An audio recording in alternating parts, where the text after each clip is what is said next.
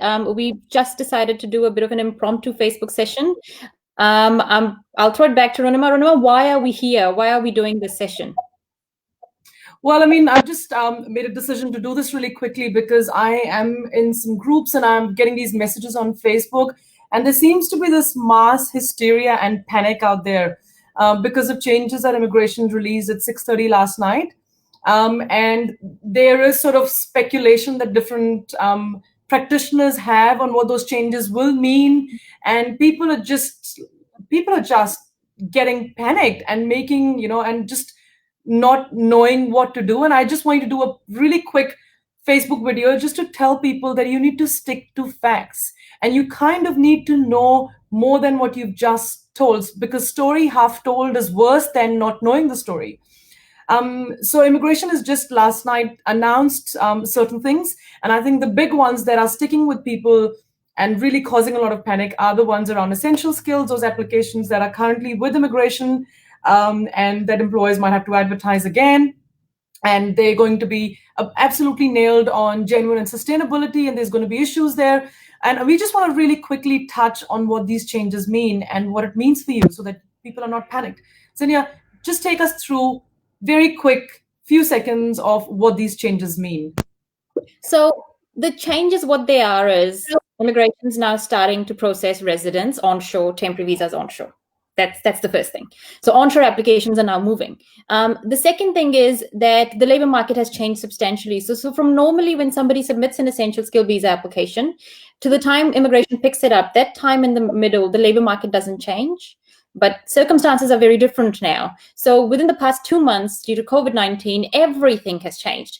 So now immigration is asking that they may ask employers to update their labor market testing, which means provide fresh and updated evidence that no New Zealanders are going to be available for the role. Now, that does not mean employers will have to advertise. Like, it's not a blanket rule. So it is a case, it's a very, this is one of those situations where it's such a case-by-case scenario that we can't have a standard rule across all applications. And I think this is where... I think, Zinnia, but also to flip it on the other side, there will be some occupations that are sort of in that, I don't know, retail supervisor space, or even retail restaurant managers, where you know that you should get prepared or tell your employers to re-advertise them because you might get a lot of people that are eligible. But then you might have other occupations that are, there are more specialist roles where your employers may be continually advertising anyways. So, because they're constantly looking for people. And so they don't need to specifically re-advertise for you. So I think on the re-advertising, people just need to understand the background story before panicking. And also the other thing that is quite a key is, immigration will be asking, they want to see that the role is going to be genuine, it's going to be sustainable. And so a lot of businesses have had a dip in COVID-19, and about 1.6 million workers have gone on wage subsidies. That doesn't mean that those workers or the businesses that have claimed wage subsidies will not be able to support essential skills. In fact, immigration has quite specifically said the otherwise. What needs to be told is your story. How is that business going to recover from that COVID-19? What attempts are they making to recover from it? Because a lot of businesses, because they've had a dip, will now actually move upwards quite quickly. But that's the story that needs to be told. And I think that's what people need to understand before they start panicking. Your applications need to be put in smarter now.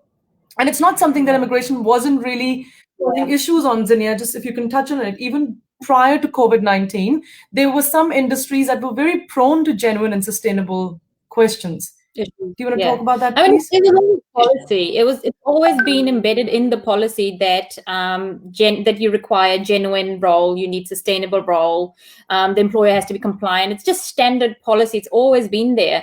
Immigration's just throwing more light on it now because they're just gonna check that part of it a bit more than they did in the past because of the changes in the market. They just want to make sure everything is still good despite the changes.